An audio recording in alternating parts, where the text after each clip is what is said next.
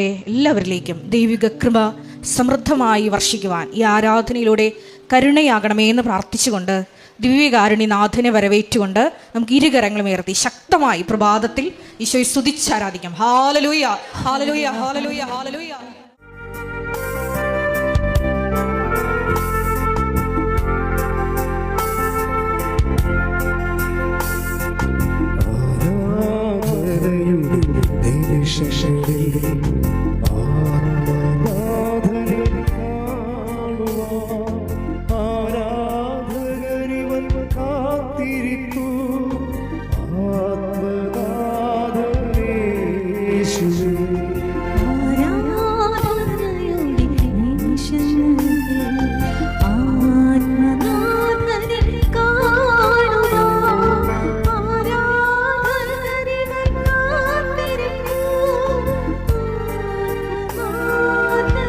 കൈകൾ വീശി പാടാം. ആരാധന ആരാധന യേശുവേ ആരാധന ആരാധന ആരാധന യേശുവേ ആരാധന. എല്ലാവരും ചേർന്ന് പാടാം. ആരാധന ആരാധന യേശുവേ ആരാധന. പരിശുദ്ധ പരമ ദിവ്യകാരുണ്യത്തിന് ആരാധനയും സ്തുതിയും പുകഴ്ചയും ഉണ്ടായിരിക്കട്ടെ. പരിശുദ്ധ പരമ ദിവ്യകാരുണ്യത്തിന് എന്നേരവും ആരാധനയും സ്തുതിയും പുകഴ്ചയും ഉണ്ടായിരിക്കട്ടെ. പരിശുദ്ധ പരമ ദിവ്യകാരുണ്യത്തിന് എന്നേരവും ആരാധനയും സ്തുതിയും പുകഴ്ചയും ഉണ്ടായിരിക്കട്ടെ.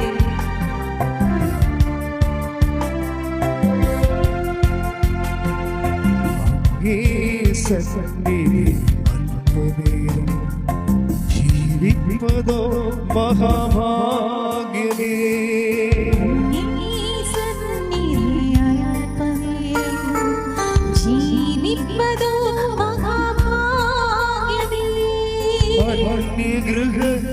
ഗൃഹത്തിലൊരായിരം നാൾ വാഴ്വതേക്കാളെത്ര മോഹനം.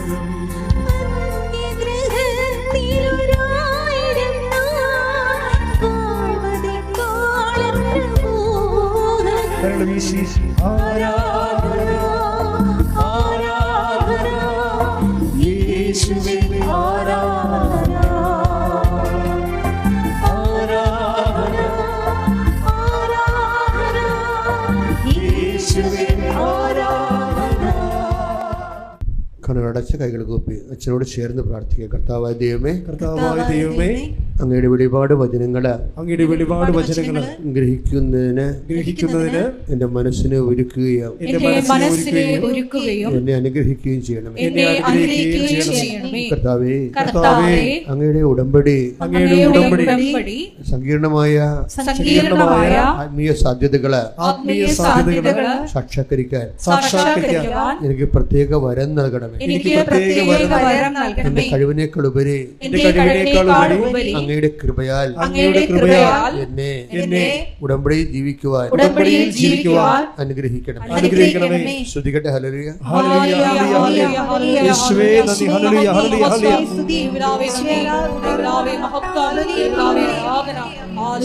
ഹല്ലേലൂയ. നാഥാനി മതി നിൻ കൃപ മതി. നാഥാനി മതി നിൻ കൃപ മതി. ഈ യാത്രയിൽ തിരുകൃപ മതി. ഈ യാത്രയിൽ തിരുകൃപ മതി. പരിശുദ്ധ പരമദിവ്യകാരുണ്യത്തിന് ആരാധനയും സ്തുതിയും പുകഴ്ചയും ഉണ്ടായിരിക്കട്ടെ. വാസ്തവത്തിൽ വലിയൊരു ഭാഗ്യമാണ് ഉടമ്പടി ധ്യാനം നേരിട്ട് വന്ന് കൂടുന്നത്. പിന്നെ ഞായറാഴ്ച ആയതുകൊണ്ട് ഞാൻ അധികം ആൾക്കാരെ പ്രോത്സാഹിപ്പിക്കത്തില്ല. എൻ്റെ കാരണം ഇവിടെ വന്നാൽ നമുക്ക് നിൽക്കാൻ സ്ഥലമില്ലല്ലോ. അപ്പോൾ അവർ കുർബാനയും ഇതുപോലെ തന്നെ കൂടാതെ പോകും. അതുകൊണ്ടാണ് ഞായറാഴ്ച ആൾക്കാർ വീട്ടിലിരിക്കില്ല എന്ന് വിചാരിക്കണേ. നിങ്ങൾക്ക് നന്ദി. പക്ഷേ നിങ്ങൾ ശ്രദ്ധിക്കണം, ഉടമ്പടി ധ്യാനം നേരിട്ട് കൂടുമ്പോൾ എൻ്റെ പവർ ഇരട്ടിയാണ്. അതനുസരിച്ച് നിങ്ങൾ നല്ല ബോധത്തോടുകൂടി ഇരിക്കണം. കാരണം നമ്മൾ ഉടമ്പടി എന്നുള്ളൊരു കോൺസെപ്റ്റ്, ആശയം തന്നെ നമ്മുടെ അല്ലല്ലോ, നമ്മൾ ചിന്തിച്ചതല്ല, ആലോചിച്ചതല്ല, കണ്ടുപിടിച്ചതല്ല. മറിച്ച് ദൈവത്തിൻ്റെ അനന്ത വിജ്ഞാനത്താൽ പ്രത്യക്ഷീകരണത്തിൻ്റെ ഭാഗമായി ദൈവം തന്നതാണ്. അതെപ്പോഴും ഓർക്കണത്. മാതാവിൻ്റെ പ്രത്യക്ഷീകരണത്തിന് കൂടുതൽ നിലവാരമുള്ള അടയാളങ്ങൾ ലഭിക്കാൻ ദൈവം കണ്ടുപിടിച്ച സുവിശേഷ പദ്ധതിയാണ് ഈ ഉടമ്പടി എന്ന് പറയുന്നത്.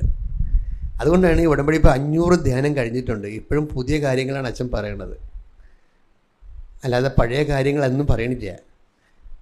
അത് മനഃപൂർവ്വം പറയാതിരിക്കണമല്ല. എല്ലാ ആഴ്ചയിലും ഈശോ പുതിയ പുതിയ സബ്ജക്റ്റുകൾ പറയും. ഉടമ്പടി അത്രയും ആഴമുള്ള ദൈവത്തിൻ്റെ പദ്ധതിയാണ്. അതുകൊണ്ടാണ് ഞാൻ നിങ്ങളോട് പറഞ്ഞത്. ഞാൻ നിങ്ങളെ കുറ്റം പറയണില്ല. കാര്യം ഇന്നലെ ഒരു PhD ഡോക്ടറേറ്റ് എടുത്ത ഒരു സഹോദരി ഒരു സാക്ഷ്യം പറഞ്ഞായിരുന്നു. അവിടെ ഇന്ന് നമ്മളവിടെ സാക്ഷ്യം എടുക്കുന്നുണ്ട് ധ്യാനത്തിന്. അവിടെ ഷീന ജോർജ് എന്ന് PhD ആണ്, ഡോക്ടറേറ്റ് എടുത്ത ആളാണ്. പക്ഷെ സാക്ഷ്യം പറഞ്ഞപ്പോൾ എന്താ പറഞ്ഞതെന്നറിയാവാ? എനിക്ക് ഉടമ്പടി ക്ലാസ്സൊന്നും മനസ്സിലായില്ലെന്ന്.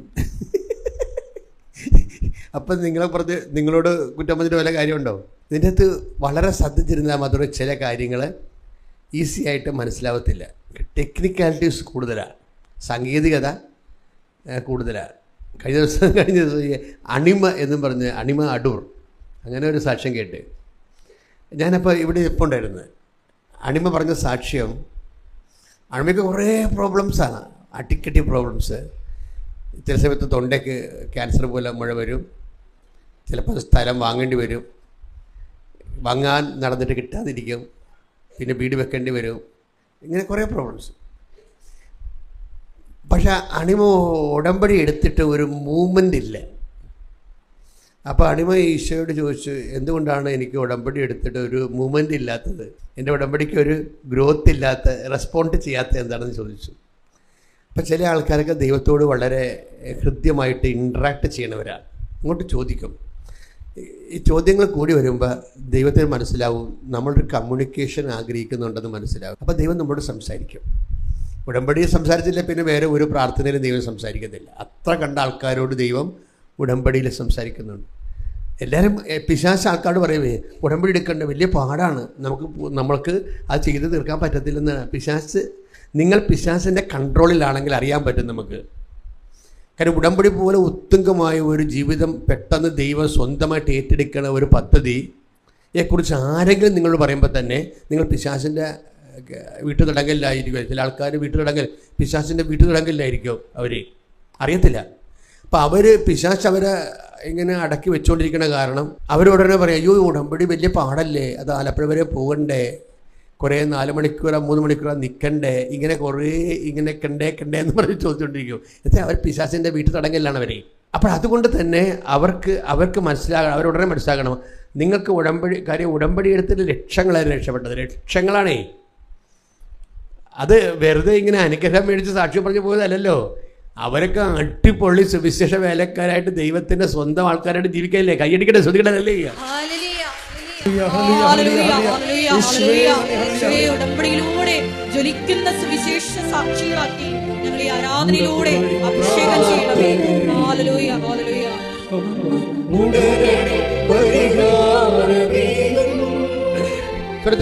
ഉടമ്പടി പ്രാർത്ഥന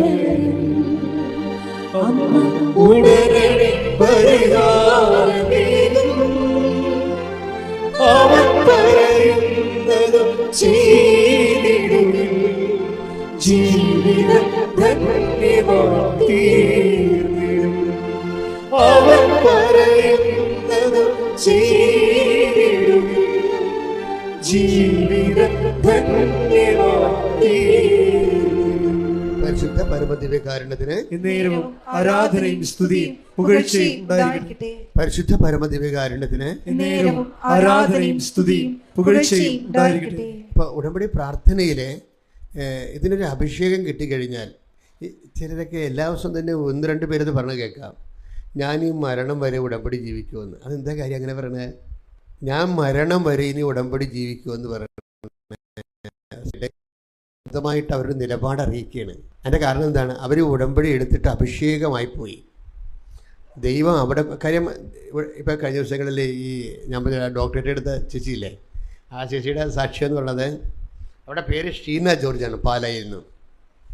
അപ്പോൾ അവരുടെ ഷീനയുടെ പ്രശ്നം എന്ന് വെച്ച് കഴിഞ്ഞാൽ, ഷീന PhD കൊണ്ട് കൊമേഴ്സിലാണ് തീസിസ്, അവരുടെ സാമ്പത്തിക ശാസ്ത്രത്തിൽ, വാണിജ്യ ശാസ്ത്രത്തിൽ.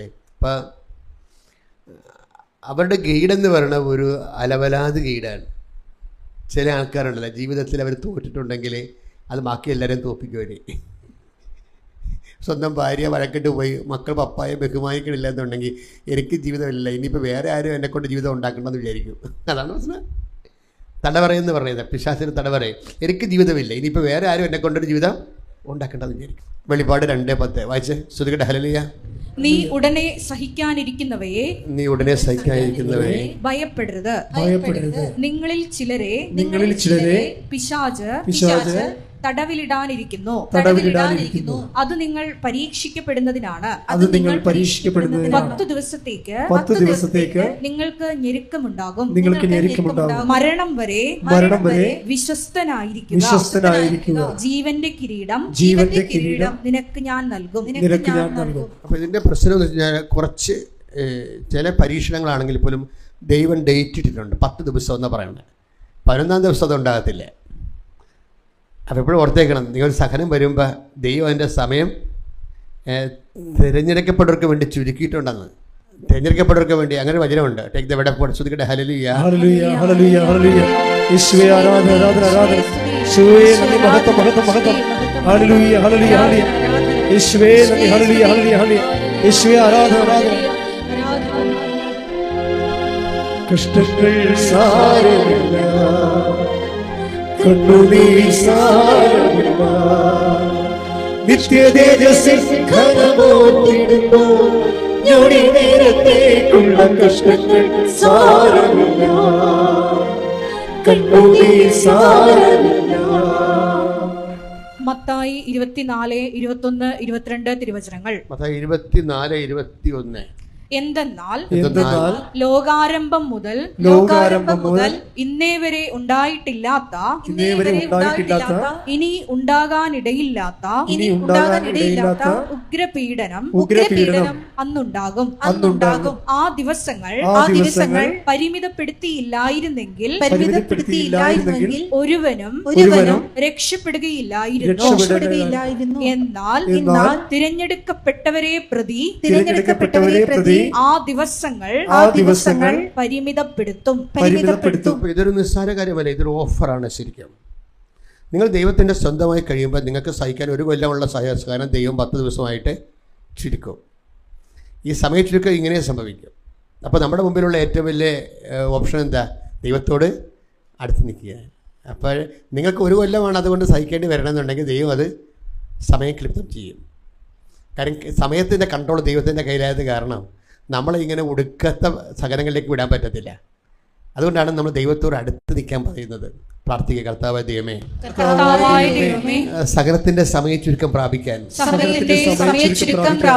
നിന്റെ സന്നിധിയിൽ എന്നെ ചേർത്ത് നിർത്തണമേ. പ്രാർത്ഥനകളിലും സൽപ്രവൃത്തികളിലും ഉടമ്പടി ജീവിതത്തിലും എന്നെ അങ്ങയോട് ചേർത്ത് നിർത്തണമേ.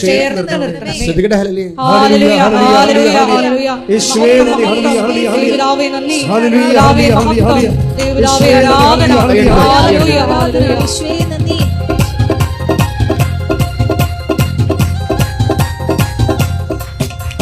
കഷ്ടങ്ങൾ സാരമില്ല, കണ്ണുനീർ സാരമില്ല, കഷ്ടങ്ങൾ സാരമില്ല, കണ്ണുനീർ സാരമില്ല, നിത്യതേജസ്സിൽ ഘനമോത്തിടുന്നു.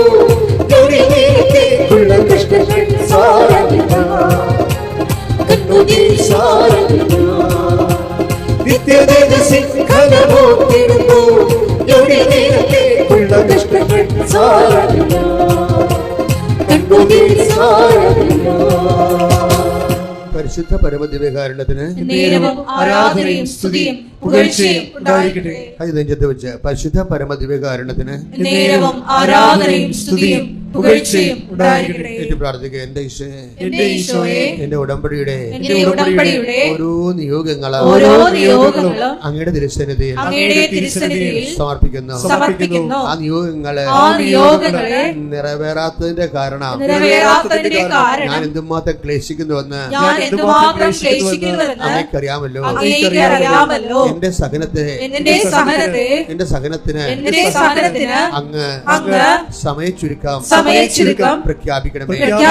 ഞാൻ അങ്ങയെ സാക്ഷിയായി ജീവിക്കട്ടെ. കൈയടിച്ച് ശ്രദ്ധിക്കട്ടെ.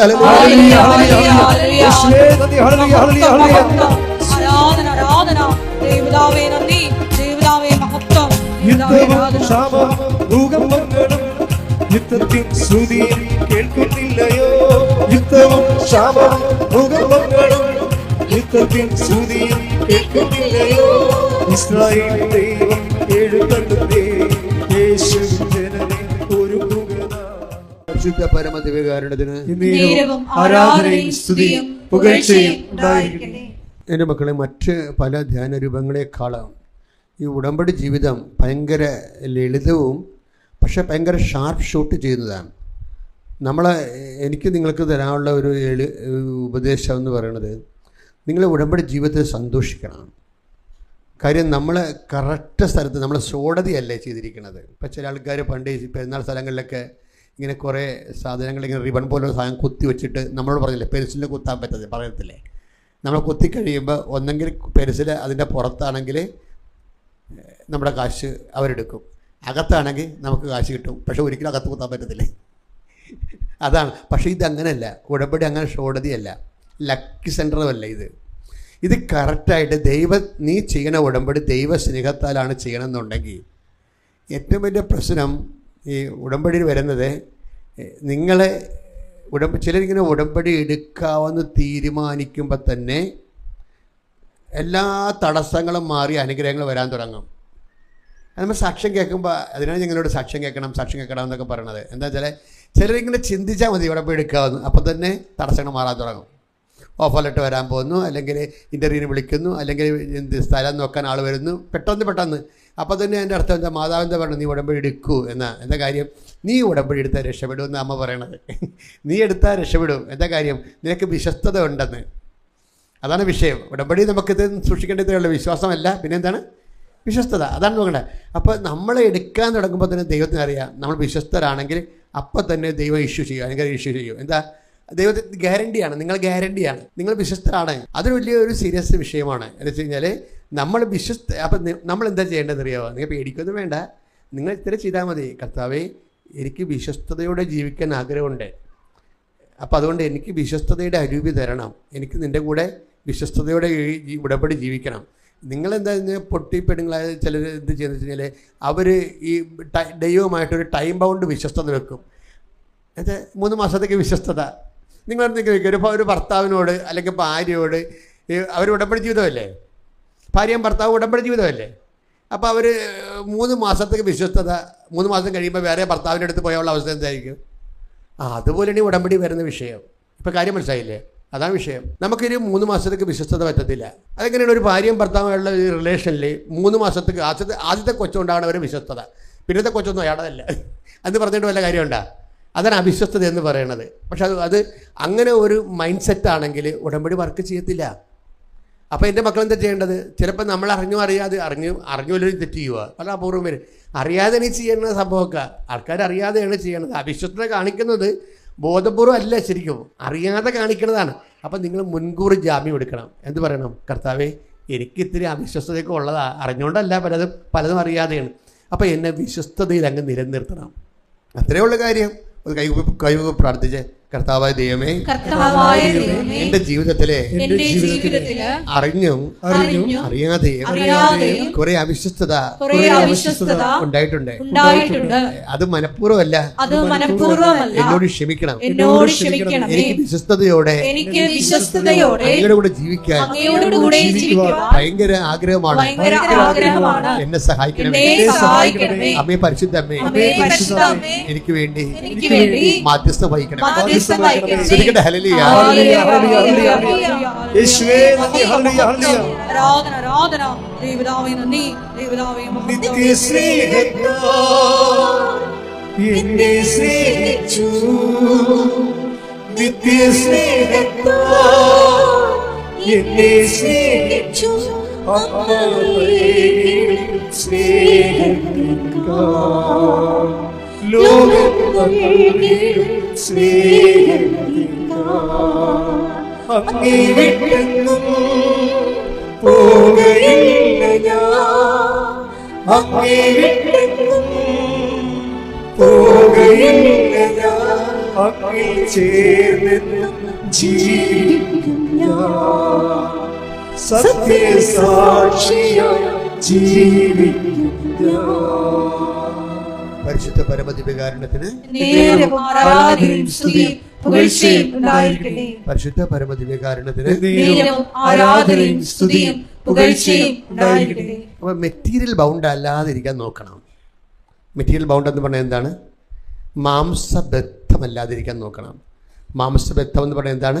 നിയോഗബദ്ധമല്ലാതിരിക്കാൻ നോക്കണം. പിടികിട്ടിയ? എപ്പോഴും നമ്മൾ ശ്രദ്ധിക്കണം, നമ്മുടെ ഉടമ്പടി ഒരിക്കലും നിയോഗബദ്ധമായിരിക്കുക. നിയോഗം അതിനകത്തുണ്ട്, പക്ഷെ നിയോഗബദ്ധമായിരിക്കരുത്. എന്നുവെച്ചാൽ നിയോഗം നേടാൻ വേണ്ടി മാത്രമുള്ള ഒരു ആധ്യാത്മിക പരിചരണമായിട്ട് നിങ്ങളിതിനെ റെഡ്യൂസ് ചെയ്യരുത്. അതിൻ്റെ കാരണം, നിയോഗബദ്ധമായി കഴിഞ്ഞാൽ ഈശോ ഈ നിയോഗബദ്ധത്തിൽ ഈശോ എന്താ പറഞ്ഞറിയാമോ? ആത്മാവാണ് ജീവൻ നൽകണത്, ശരീരം ഒന്നിനും ഉപകരിക്കുന്നില്ല. നിയോഗബദ്ധമായി കഴിഞ്ഞാലുള്ള കുഴപ്പം, ഈ നിയോഗം അല്ലെങ്കിൽ മെറ്റീരിയൽ അല്ലെങ്കിൽ ആ വിഷയം പ്രാർത്ഥനയുടെ ആവശ്യങ്ങളെ അടിസ്ഥാനപ്പെടുത്തിയാണെങ്കിൽ അത് ബൈബിള് അതിനെ വിളിക്കുന്നത് ജഡമെന്നാണ് വിളിക്കുന്നത്. ആത്മാവാണ് ജീവൻ നൽകുന്നത്. അപ്പം പിന്നെന്താണ് ജഡം? മെറ്റീരിയലായിട്ടുള്ള വശം, അതിനാണ് നിങ്ങൾ അവലംബിക്കണമെങ്കിൽ നിങ്ങൾക്കത് ഉപകരിക്കപ്പെടത്തില്ല. അതാണ് വിഷയം, ഉപകരിക്കപ്പെടത്തില്ല. അപ്പോൾ നമ്മളിത് എന്തിനാണ് ഈ ബൈബിൾ അറിയണതിൻ്റെ കാര്യം എന്താണ്? നമുക്ക് ബൈബിൾ അറിഞ്ഞിട്ട് നമുക്ക് കൂടുതൽ ഫലം പുറപ്പെടുവിക്കാൻ വേണ്ടിയാണ് ഈ ബൈബിൾ അറിയണത്. ഈശോ എന്താ പറഞ്ഞത്? ചിലപ്പോൾ വെട്ടൊക്കെ കിട്ടും, ഒറ്റ വെട്ടൊക്കെ ഉടമ്പടിയിലാണെങ്കിലും ചിലപ്പോൾ വെട്ടൊക്കെ കിട്ടുമെന്ന് പറയും. എന്തിനാണ് വെട്ട് കിട്ടണത്? കൂടുതൽ ഫലം പുറപ്പെടുവിക്കാൻ വേണ്ടി അവനതിനെ വെട്ടി ഒരുക്കുന്നു. ടേക്ക് ദ വെടം. ശ്രദ്ധിക്കട്ടെ. ഹല്ലേലൂയ ഹല്ലേലൂയ ഹല്ലേലൂയ ഹല്ലേലൂയ. യേശുവേ നന്ദി. ഹല്ലേലൂയ ഹല്ലേലൂയ ഹല്ലേലൂയ ഹല്ലേലൂയ ഹല്ലേലൂയ. യേശുവേ ആരാധന ആരാധന ആരാധന. യേശുവേ നന്ദി. മഹത്വം മഹത്വം മഹത്വം മഹത്വം. ഹല്ലേലൂയ ഹല്ലേലൂയ ഹല്ലേലൂയ ഹല്ലേലൂയ. യേശുവേ ആരാധന ആരാധന ആരാധന. യോഹന്നാൻ 15:2. യോഹന്നാൻ 15:2. എന്റെ ശാഖകളിൽ ഫലം തരാത്തതിനെ അവിടുന്ന് നീക്കിക്കളയുന്നു. എന്നാൽ ഫലം തരുന്നതിനെ കൂടുതൽ കായ്ക്കാനായി അവിടുന്ന് വെട്ടിയൊരുക്കുകയും ചെയ്യുന്നു. അപ്പൊ ഇത് വളരെ ശ്രദ്ധയോടുകൂടി നന്ദിപൂർവ്വം കേൾക്കേണ്ട വചനങ്ങളാണ്. നിങ്ങളെ പറ്റത്തില്ലെങ്കിൽ ദൈവം നിങ്ങളെ കളയും. പക്ഷെ നിങ്ങൾ കളയാതെ ഇപ്പോഴും നിങ്ങളെ കർത്താവിൻ്റെ മുമ്പിൽ ഇരുത്തിയിട്ടുണ്ടല്ലോ. അപ്പം നിങ്ങൾ കളഞ്ഞിട്ടില്ലെന്ന് ഉറപ്പല്ലേ? ഈ വെളുപ്പാങ്കാലത്ത് കൊണ്ടുവന്ന് കർത്താവ് നിങ്ങളെ ഇവിടെ ഇരുത്തിയിട്ടില്ലേ? അപ്പോഴേ ദൈവം എന്നെ എലിമിനേറ്റ് ചെയ്തിട്ടില്ല. പിന്നെന്താണ്? ഇനി ഉടമ്പടി എടുത്തിട്ട് നിങ്ങൾക്ക് ചില്ലറ സഹനങ്ങളുണ്ടെങ്കിൽ ഈശോ നയം വ്യക്തമാക്കുന്നുണ്ട്. എന്തിനാണത്? നിങ്ങൾ ഉടമ്പടി എടുത്തിട്ടും ചെറിയ സഹനങ്ങളിലൂടെയാണ് പോകണമെന്നുണ്ടെങ്കിൽ എന്തിനാണത്? കൂടുതൽ 15:2 എന്തിനാണ്? ഫലം തരുന്നതിനെ കൂടുതൽ ഫലം കായ്ക്കാനായി വെട്ടിയൊരുക്കുന്നു. ഈ വെട്ടം കൊണ്ടിട്ട് ആൾക്കാർ എൻ്റെ അടുത്ത് വരികയും അപ്പം ഞാൻ ചിരിക്കും. അപ്പോൾ അവർ എൻ്റെ സങ്കടം കണ്ടിട്ട് അച്ഛൻ ചിരിക്കണമെന്ന് ചോദിക്കും. എന്താ? അപ്പോൾ എനിക്കറിയാം കൂടുതൽ ഫലം കായ്ക്കാൻ വേണ്ടി വെട്ടം കൊണ്ട് വന്നിരിക്കുന്നതാണ്. ഇനി ഒന്ന് ബ്ലസ്സൊക്കെ ചെയ്ത് വിട്ടാൽ ആൾ ശരിയായിക്കോളും. അത്രേ ഉള്ളൂ കാര്യം. ചിലർക്ക് എന്തെങ്കിലും വെട്ട് കിട്ടുമ്പോൾ സന്തോഷം തോന്നും. എന്നിട്ട് അവർക്ക് പരിശുദ്ധാത്മാവ് ഉണ്ടെങ്കിലേ മാത്രമേ ഈ വെട്ട് കിട്ടുമ്പോൾ സന്തോഷം തോന്നത്തുള്ളൂ. ഇപ്പം നിങ്ങൾ ഇവിടെ കുടുംബത്തിൽ സമാധാനം ഇല്ലെന്ന് പറഞ്ഞാൽ ഉടമ്പടി എടുത്തിരിക്കണം. വീട്ടിൽ ചെന്നപ്പോൾ ഭാര്യ പറയുന്നത് എപ്പോഴും കുടിയും അടിയൊക്കെ തന്നെയാണ്, സമാധാനം ഇല്ല കർത്താവേ, അതിനാണ് ഉടമ്പടി എടുക്കണമെന്ന് പറഞ്ഞു. അപ്പം അങ്ങനെ വീട്ടിൽ ചെന്ന് കഴിഞ്ഞപ്പോഴുണ്ടല്ലോ, പിന്നെ പുള്ളി ഉച്ചക്ക് ഊണിന് പോലും വരാതെ. ഇത്രയും നേരം ഊണിനൊക്കെ വരുമായിരുന്നു. അടിപിടിയൊക്കെ ഉണ്ടെങ്കിൽ ഊണിൻ്റെ ഇടയ്ക്ക് നമുക്ക് സംസാരിച്ച് പുള്ളിയെ വിറപ്പിക്കാൻ പാത്രത്തിൽ അടിപിടിക്കാനുള്ള ചാൻസൊക്കെ ഉണ്ട്. ഇപ്പം ആ ചാൻസും പോയി. പുള്ളി വരണില്ല പുള്ളിക്ക്. അപ്പം കൂടുതൽ അപ്പോഴെന്താ, പരിശുദ്ധാത്മാവ് ഉണ്ടെങ്കിൽ ഉടനെ പരിശുദ്ധാത്മാവ് വരും. ലില്ലിക്കുട്ടിയെ പ്രശ്നങ്ങളൊന്നും ഇല്ല. കാര്യം നമ്മ തമ്മിലുള്ള ഉടമ്പടി, നീ എന്നെ വിശ്വസിക്കുക. കർത്താവ് പണ്ട് ഒരു സ്ത്രീയോട് പറഞ്ഞില്ലേ, സ്ത്രീയെ എന്നെ വിശ്വസിക്കൂ എന്ന്. 4-ാം അധ്യായം യോഹന്നാൻ 4:21. യോഹന്നാൻ 4:21. യേശു പറഞ്ഞു, സ്ത്രീയെ എന്നെ വിശ്വസിക്കുക. ഈ മലയിലോ ജെറുസലേമിലോ നിങ്ങൾ പിതാവിനെ ആരാധിക്കാത്ത സമയം വരുന്നു. ഇങ്ങനെ എന്നെ വിശ്വസിക്കുന്ന ആരും മനുഷ്യരാശിയോട് പറഞ്ഞിട്ടില്ല. എന്തുമാത്രം മതസ്ഥാപകരുണ്ട്, അവരാരും ഇങ്ങനെ പറഞ്ഞിട്ടില്ല അല്ലേ. മതസ്ഥാപകരുടെ എണ്ണമെന്ന് ഞാൻ പറയില്ല, മറ്റു മതക്കാർക്ക് അത് ഒഫൻസാവും. പക്ഷേ നിങ്ങളൊന്ന് ചിന്തിച്ച് നോക്കിയാൽ മതി, നമ്മുടെ സങ്കടങ്ങളിൽ നമുക്ക് ട്രസ്റ്റ് ചെയ്യാവുന്ന ഒരു നിലപാട് തറയാണ് ഈശോ. പ്രാർത്ഥിക്കുക, കർത്താവേ എന്റെ സങ്കടങ്ങളില് അങ്ങയിൽ വിശ്വാസം അർപ്പിച്ച് ജീവിക്കാനുള്ള ഉൾക്കാഴ്ച നൽകിയതിന് നന്ദി പറയുന്നു. കർത്താവേ എന്റെ വിശ്വാസ അവലംബങ്ങളെ ശക്തീകരിക്കണം. ഞാൻ ചില സമയത്ത് ഓർക്കുകയെ, ഇപ്പം നമ്മുടെ ഉടമ്പടിയിലെ നിങ്ങൾക്കറിയാമായിരിക്കും, ഞാൻ 40 ഇടക്കിടക്ക് പറയും 40 കൊല്ലമായി എന്ന് പറയില്ല, ഇടയ്ക്ക് പറയും. അത് നമ്മളൊരു പ്രാർത്ഥിക്കുമ്പോൾ നമ്മളുടെ പ്രാർത്ഥനയുടെ അവലംബങ്ങളാണ് ശരിക്കും. 40 കൊല്ലം എന്ന് പറയുന്നത് നിസ്സാരമല്ല. 40 കൊല്ലവും ഞാൻ അൾത്താറിൽ തന്നെയാണ്, അല്ലെങ്കിൽ ജനങ്ങളുടെ കൂട്ടത്തിൽ തന്നെയാണ്. എല്ലാം കർത്താവിൻ്റെ കൂടെയാണ് ചെയ്തിരിക്കുന്ന എല്ലാ കാര്യങ്ങളും. അതുകൊണ്ടാണ് ഈ മാതാവ് 2 പ്രാവശ്യം പ്രത്യക്ഷപ്പെട്ടത്. അതുകൊണ്ട് തന്നെയാണ് പലപ്പോഴും എൻ്റെ സഹോദരൻ ശ്രദ്ധിക്കേണ്ടത്, നിങ്ങളുടെ ജീവിതത്തിൽ എന്ത് തകിടം മറിയുന്ന പ്രശ്നങ്ങളുണ്ടായാലും എനിക്ക് നല്ല ബോധ്യമുണ്ട്. എന്താ, ഇതിനെല്ലാത്തിനും പരിഹാരം ഉണ്ടാകുമെന്നുള്ളത് എനിക്ക് നല്ല ബോധ്യമുണ്ട്. അല്ല, ഞാൻ നിങ്ങളെ പറ്റിക്കുകയോ വ്യാമോഹിപ്പിക്കുകയോ ഒന്നും ചെയ്തില്ല. ഞാൻ ചെയ്തിരിക്കുന്നത്, ഞാൻ കുറച്ച് തരുന്ന മരുന്ന് ഇത്തിരി കട്ടിയുള്ള മരുന്നാണ്. അത് നിങ്ങൾ ഞാൻ എപ്പോഴും ചിന്തിക്കുന്നത്, ദൈവം നിങ്ങൾ വിശ്വാസത്തിലെ സത്യസന്ധരാണെന്ന് ദൈവത്തിന് തോന്നണം. അതാണ് ഞാൻ പലപ്പോഴും നിങ്ങൾക്ക് ഡോസേജ് കൂട്ടിത്തരണത്. എന്ന് വെച്ച് കഴിഞ്ഞാൽ, നിങ്ങൾ സത്യസന്ധരാണെന്ന് ദൈവത്തിന് മനസ്സിലായ, ദൈവത്തിൻ്റെ സ്വഭാവം എന്ന് വെച്ച് കഴിഞ്ഞാൽ നമുക്ക് കരയാനേ നേരം ഉണ്ടാകത്തുള്ളൂ. അത്രയ്ക്ക് ഇങ്ങനെ താഴേക്ക് ഇറങ്ങി വരും. അതായത് ഇപ്പം നിന്നെ എന്ത് വിധത്തിലാണ് രക്ഷിക്കണത് എങ്കിൽ എന്തുമാത്രം താഴേക്ക് വരണമെന്ന് വെച്ച് കഴിഞ്ഞാൽ വരുമെന്നുള്ളതല്ലേ ഈ കുരിശുരൂപം കാണിക്കണത്. കൈയടിച്ച് ശ്രുതികളല്ലേ.